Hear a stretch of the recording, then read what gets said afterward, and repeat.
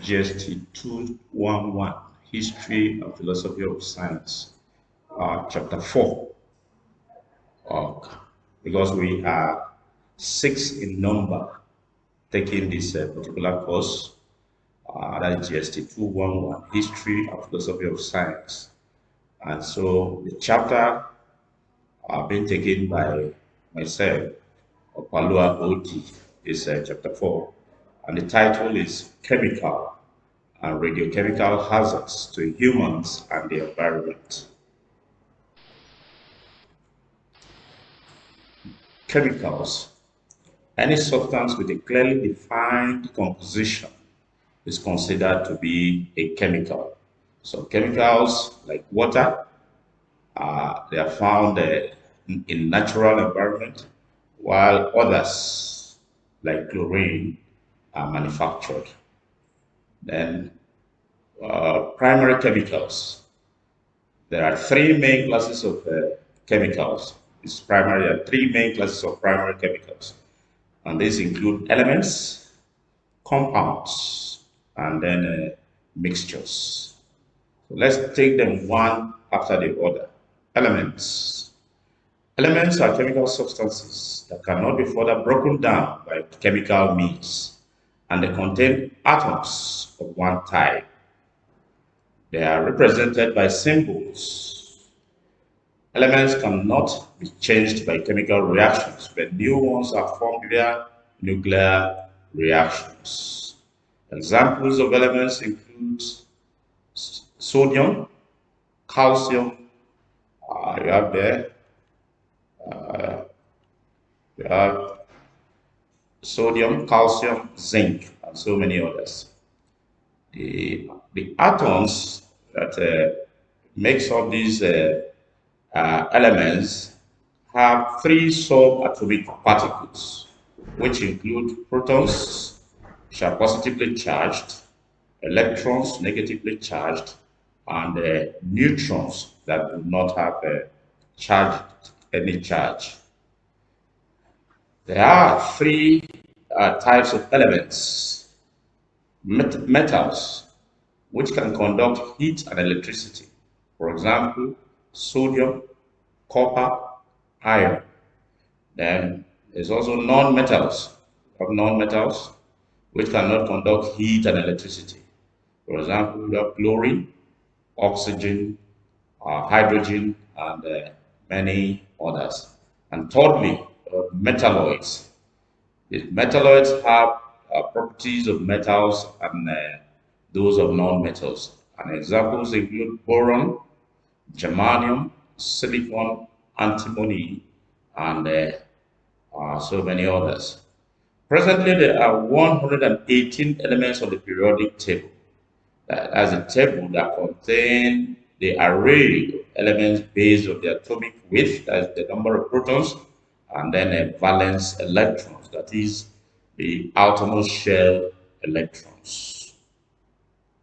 Then compounds. The compound is a chemical substance that's made up of two or more different chemical elements combined chemically together in a fixed ratio. They are represented by chemical formula. It is possible for compounds to be represented by chemical formula because the constituents are present in a fixed ratio. For example, a very typical example is water, is a compound. Water, the formula for water, as we all know, is H2O. Now, what is the ratio of hydrogen to oxygen there? Is 2:1. And so it is anywhere around the globe. There are two types of compounds. You have organic and inorganic compounds. Examples of organic compounds are glucose, that's the simple sugar, cellulose, glycerin, citric acid, palmitic acid from palm oil, as well as lactic acid from milk. And for inorganic compounds, we have sodium chloride, magnesium chloride, calcium chloride, And then mineral acids. Mineral acids include hydrochloric acid, nitric acid, sulfuric acid, phosphoric acid, and a few others. Among the mineral acids, sulfuric acid is referred to as the king of chemicals.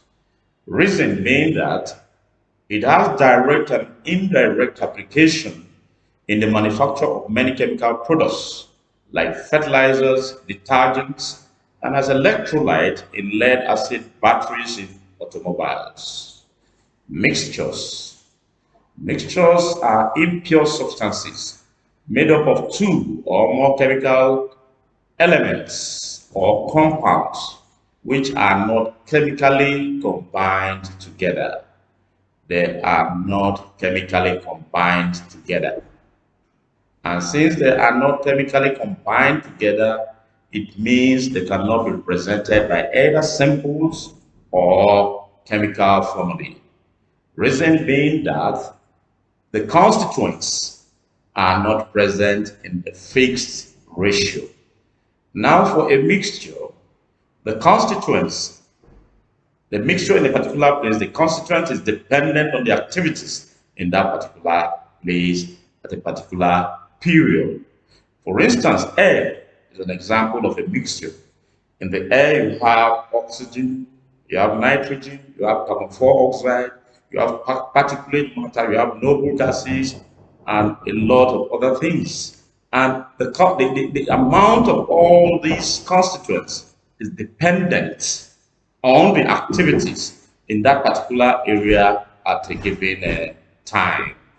Example of a mixture or example of mixtures include sand, milk, urea, cement, air, and many others. Mixtures are of two different types, or it can be said that they occur in two different forms. There are homogeneous mixtures, those that can thoroughly be blended and the individual constituents cannot be seen. For example, sodium chloride and water. And then you have heterogeneous mixtures, those that cannot, even when they are blended, the constituents can still be seen. For example, oil and water. Benefits of chemicals. Yes, what are the benefits of these chemicals we're talking about to us as humans? Mankind benefits from the chemical principles. Some of the benefits are one, the production of toothpaste. Toothpaste is what we use to clean our teeth. And in the toothpaste formulation, there are so many chemical ingredients. But the one that's very important and which is one of the active ingredients is fluoride, which prevents cervicals and rather, which prevents cavities. That's hole in the tooth. It prevents cavities and tooth decay. Then, secondly, you have soaps and detergents. These you use for bathing as well as for washing, for cleaning generally. And these are produced from chemical substances, and you use this on daily basis. For example, for soap, it could be produced from uh, an organic acid, and the organic acid like palmitic acid and an alkali. It gives you a soap. For the detergent there, you have this LBS, that's LABS, alkyl benzyl sulfonate, understand, for the production of detergents. Then you have food preservatives. Now you need to preserve your food so that they don't go bad easily. And salting is one of the major ways, or the main is one of the major ways of preserving food items. For instance, the table salt, that is the common salt, can be used to preserve food items. Likewise, sugar, benzoate, and then All these can be used to preserve food, and there are chemical substances. Another area that chemicals are beneficial to humans is cosmetics. And when I talk about these cosmetics, I always remember the ladies or our women. They use these to make their outlook, to improve on their appearances, as improve on their physical appearances, improve on their physique and things like that, to make them look beautiful and attractive. And then some of these things that they use is called, so they are called mascaras, powder, uh, nail paint, uh, cream, and a lot of things. They are all made of chemical substances. They're made of chemical substances, so it's very important. But what I would tell students is if you are going to be using some of these things, it's very important that you take note of the write-up on the containers or the packagings to be sure of the substances that are contained in them. Some could contain mercury, lead, and these are highly cancerous. So when you are using some of these things, modesty should be your watchword. There should be some level of moderation in the use of some of these things so that they don't affect your skin. The black coloring of the skin, that's the melanin that prevents your skin from the ultraviolet rays of the sun. Then you have drugs and medicine. These are things, that substances that you take when you have some disease conditions to be able to get well. They are produced through chemical principles, and they are also produced from chemical substances. Uh, then you have agriculture. Agriculture is done for food. That is, it's about food production. You understand that? But you either talk of crop production or animal production. We eat food and then we eat animals. So the two always go hand in hand. I would say the two are food substances. So we say food production. And chemical substances like fertilizers are used to improve crop production. To improve crop production. And these fertilizers are chemical substances. So you can see how these chemicals are very important in agriculture. And also hormones, some chemical hormones. Hormones, they are chemical substances which can also be used to improve animal growth. So these are the ways that these chemical substances are very useful in agricultural practices. Then you have oxidation. Oxidation, when you eat food to be alive. You don't live to eat, but rather you eat to live. And so when you eat, it's expected that it gives you energy at the end of the day. So the conversion of this food that you take in to energy is what is known as oxidation through biochemical reactions. And so that's what is oxidation. There are a lot of enzymes are involved in breaking down the food into absorbable forms by your body system. Then you have industry and transports. In the industry, there are so many types of industries. You have the pharmaceutical industries, you have the textiles, you have uh, there are so many. There are so many. You have pharmaceutical, textile, soaps and detergents. Uh, so many that you can mention. All these make use of chemical substances. Even the facilities that have drive on the drive on a fuel, which is a chemical substance, which is obtained from the refining of crude oil. Likewise, transport. For you to move these things from the different industries to the end users, the automobiles are needed, and these automobiles are powered by either diesel, which are fractions of the refining of crude oil. Then you have science and technology. Yes, science and technology. Many chemical items, substances are also involved there, like semiconductors, and in IT, you have semiconductors, nanotubes, all those are chemical substances and are very useful in science and technology. And then you have environmental issues as well. So they need to tackle environmental issues like global warming, climate change, you need to have an idea of chemistry, okay, so that one will be able to come up with ideas on how to solve these problems. And that could be done in four different ways. Like, first of all, maximization of energy efficiency through heat and gas recovery systems, hybrid boilers, and the use of catalysts to hasten reactions. Number two, we should also encourage, because if you have an idea of chemical substances, you now know that when one encourages the use of low carbon energy sources, is going to cut down on the emission of this carbon in the form of carbon dioxide into the atmosphere, one of the gases that is responsible for these global warming problems. And then thirdly, uh, the use of carbon capture and then storage to capture carbon dioxide from different facilities. That will also help to reduce the amount of carbon dioxide in the atmosphere.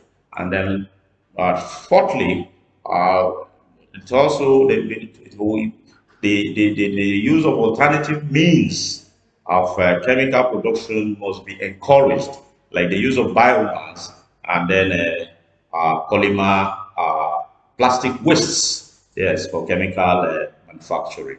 Then chemical hazards. A chemical hazard refers to the risk that surrounds using a chemical. Yes, that's the risk that surrounds the use of a chemical.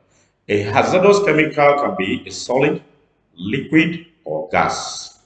It can be a pure substance consisting of one ingredient or a mixture of substances. It can harm the health of a person who is exposed to it.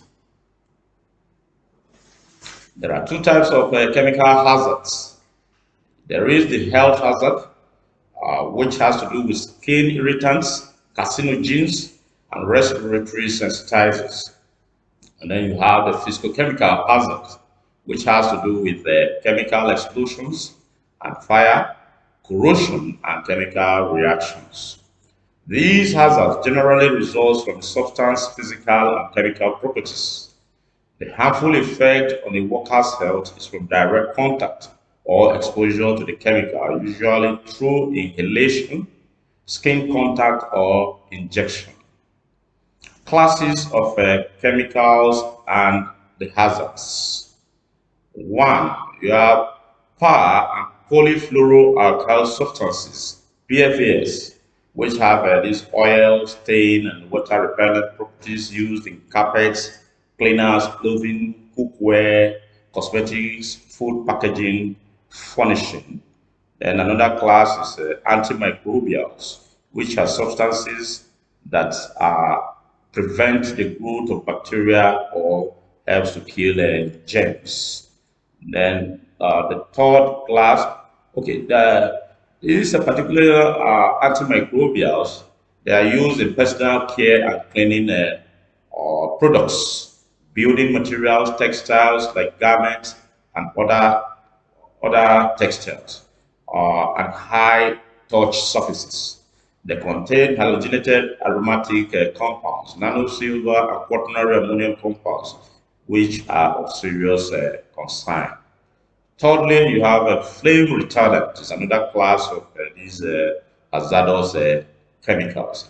They are used to slow down ignition and prevent fires, used in furniture, children's products, electronics, building materials, wire cable, and it contains organochlorine and organophosphates, which are of serious concern as well. Then the fourth of the hazardous chemicals you have is this bisphenols and phthalates. They are chemicals that have many uses. For example, in plastics, it helps to make plastics stronger as well as also more flexible, and they are hazardous. The fifth class solvents, particularly organic solvents, contained in oil-based paints, paint strippers, adhesives, wood finishers, shoe polish, etc. These are also of serious health concern. And the sixth one is the metals such as lead, cadmium, mercury, and arsenic. They are present in nature.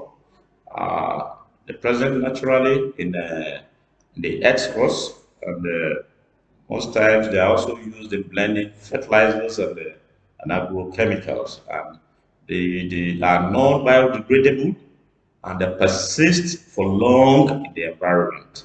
And in most cases, after a while in the environment, they are dispersed into the three different environmental compartments, that is the soil, air, and water. And from there, they can constitute a serious health hazards to humans. Now, what are the hazards from these classes of hazardous chemicals mentioned? Now, these chemicals, these hazardous chemicals, they are actually chemicals that are hazardous to the health of humans as well as the environment. They could cause cancer. They could also cause retarded growth. They could cause neurological disorder. They could affect internal organs, affect reproductive system, as well as respiratory system, and a lot of other hazardous effects to humans. This chemical gets into the environment from the sources and eventually dispersed into the air, water, and the soil. And they could they have the possibility, the capacity to bioaccumulate in different forms they occur. And eventually, it could translocate from the environment to the food chain. And from the food chain, it gets back to man. And in man, man has that capacity to bioaccumulate some of these chemicals, and eventually it could result after a while into some of the mentioned diseased conditions. Other chemical pollutants. The other chemical pollutants include the ones that are naturally present in the environment or that are released into the environment via anthropogenic activities. Anthropogenic activities means the activities of man, the activities of man. These chemicals are as below. The first class are the ones that could cause acid rain, and they include nitrogen 2 oxide, nitrogen 4 oxide, sulfur 4 oxide. These are the ones that could cause acid rain. Then the second category are the ones that are responsible for a phenomenon known as a greenhouse effect, known as greenhouse effect. And these include carbon 4 oxide, methane, nitrogen 4 oxide, and fluorinated gases. And fluorinated gases. What do we mean by acid rain? As the name implies, the simplest definition of acid rain is the precipitation of acid in the form of rain. Acid rain occurs when contaminants from the atmosphere, such as oxides of nitrogen, sulfur, interact with rainwater and fall back to the Earth's surface as acid rain. Acid deposition. The acid deposition takes place in two different ways. One, wet deposition. This takes place in the form of acidic rain, snow, or other precipitation. Secondly, dry deposition. This has to do with the pollutants adhering to acidic gas or dry particles not mixed with water. Classes of pollutants that causes acid rain.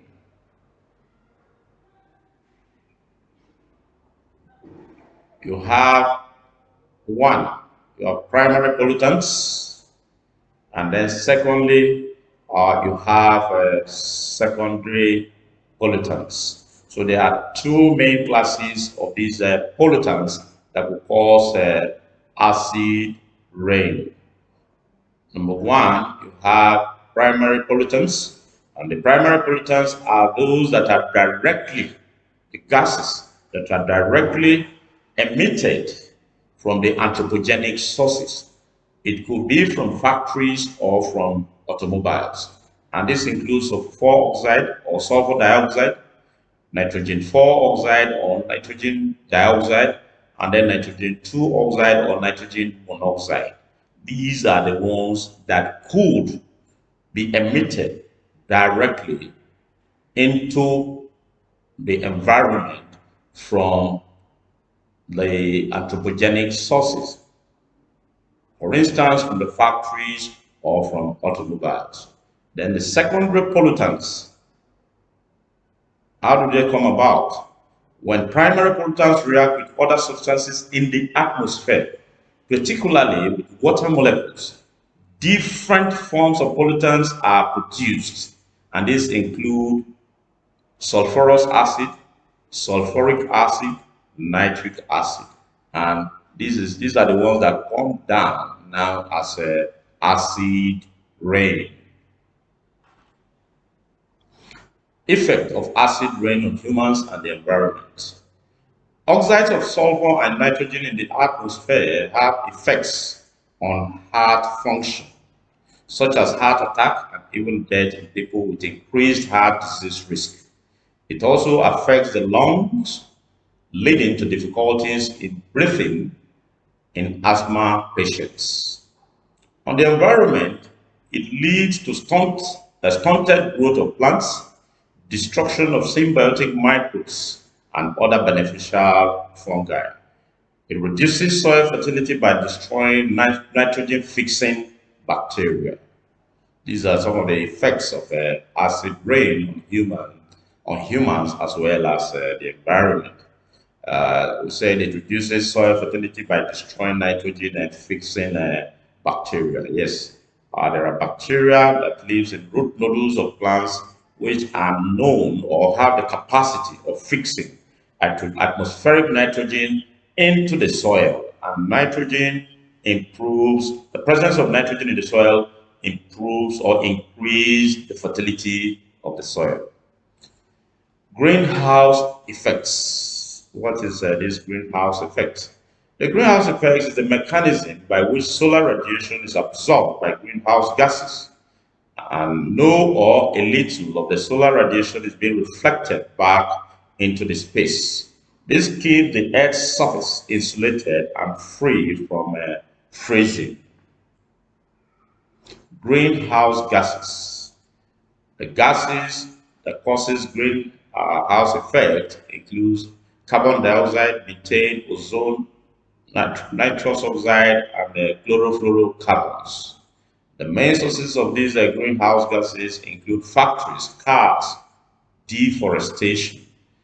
Yes, cars, factories, and then deforestation. These are some of the things. These are the sources for these greenhouse gases.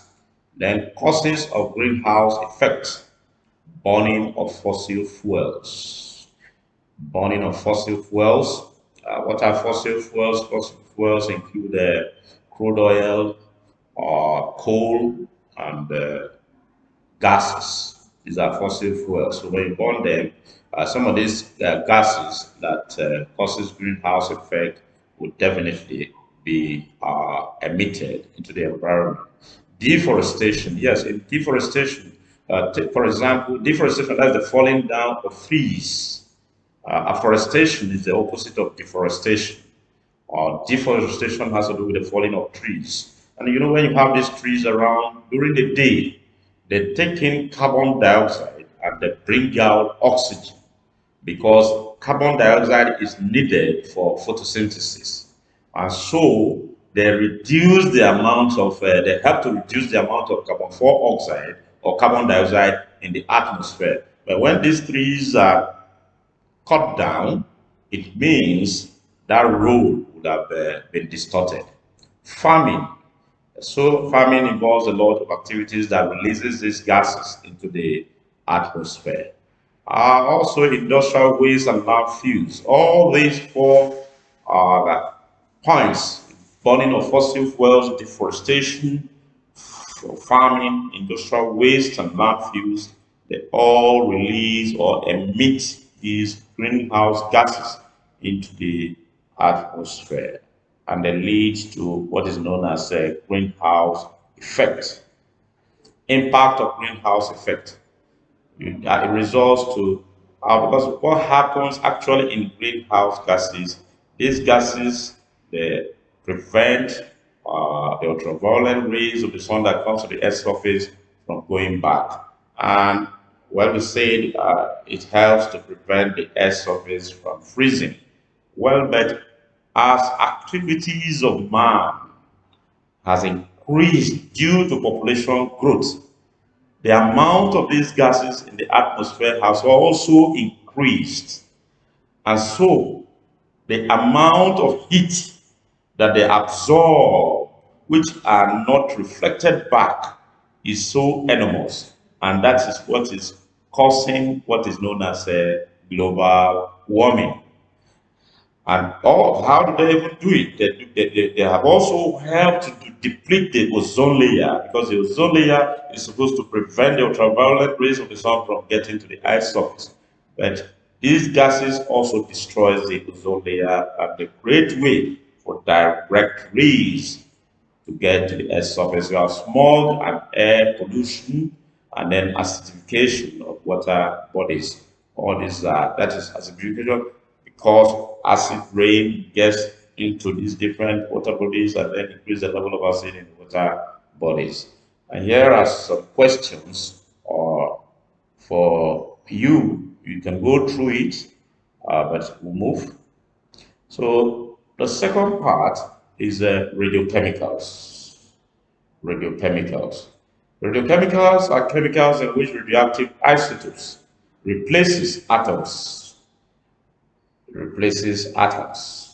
The radioactivity in radiochemicals can be natural or can be produced artificially by radioactive isotopes. Examples include iodine 131, cobalt 60, phosphorus 32, and so many others. Radioactivity. Radioactivity may be defined as a process in which the nuclei of certain radioactive isotope undergo spontaneous disintegration, what you could term transmutation into another element, with the emission of alpha, beta, or gamma particles at a rate that is characteristic to each active particular isotope. To each active particular isotope. That is the definition of radioactivity. And there are two types of radioactivity. You have natural radioactivity, and then you have artificial radioactivity or transmutation. Now, natural radioactivity is a situation where you have radioactive substances like uranium-235, which are naturally radioactive. So on its own, it can undergo spontaneous disintegration. And that is what is known as a natural radioactivity. On its own, it undergoes spontaneous disintegration. Okay? But in the case of artificial radioactivity, it has to do with substances that could be made to be radioactive by bombarding with fast moving particles like neutrons. Okay? Because when they are bombarded with that fast moving particles like neutron, they then become radioactive and then undergo disintegration with the release of enormous amount of energy. Characteristics of radioactivity. One, radioactive substances emit radiation continually and spontaneously. That is, the emission is continuous and is spontaneous. Two, the emission of radiation is not affected by external factors such as temperature and pressure. Three, unlike light rays, the radiation penetrates through opaque materials. Radioactivity is also associated with the release of enormous amount of energy. Types of radioactive emanations or radiations. So, what are these particles that are emitted from radioactive elements or radioactive substances? There are three main particles or rays, which one, you have alpha particles or alpha rays, you have beta particles or beta rays, and then you have gamma rays. Alpha particles, they are positively charged. They are positively charged. They have very low fraction of the speed of light. They have very low fraction of the speed of light. They have very high ionization power in the gas they pass through, and they have the least penetration power compared to the other rays. They are similar to our helium atom in the sense that they have a mass number of 4 and the atomic number of 2. Okay, they are positively charged. They affect photographic plates. They affect photographic plates. Alpha rays can pass through a tin foil aluminum foil. It can pass through tin foil of aluminum. Okay. Now, they cannot affect the skin, but if inhaled, they can affect the internal organs. Okay, beta rays. Beta rays, they have almost the speed of light. They are similar to electrons. They're similar to electrons. They have almost the speed of light. They are negatively charged. They are negatively charged. They have a mass number of 0 and the atomic number of -1. That is, they are negatively charged. They have low ionization powers in the gas they pass through compared to the alpha rays. And because they have shorter wavelength than the wavelength of alpha, they have a higher penetration power than alpha particles. And so they can penetrate through some few centimeters of a substance, some few centimeters of any given substance like paper or aluminum foil. Okay, they also affect photographic plates. Then you have gamma rays, which are the shortest wavelength of all the three particles or rays. They have the shortest wavelength, and when it's that short wavelength means that it has very high energy, and that high energy is what's responsible for the high penetration power of the gamma rays.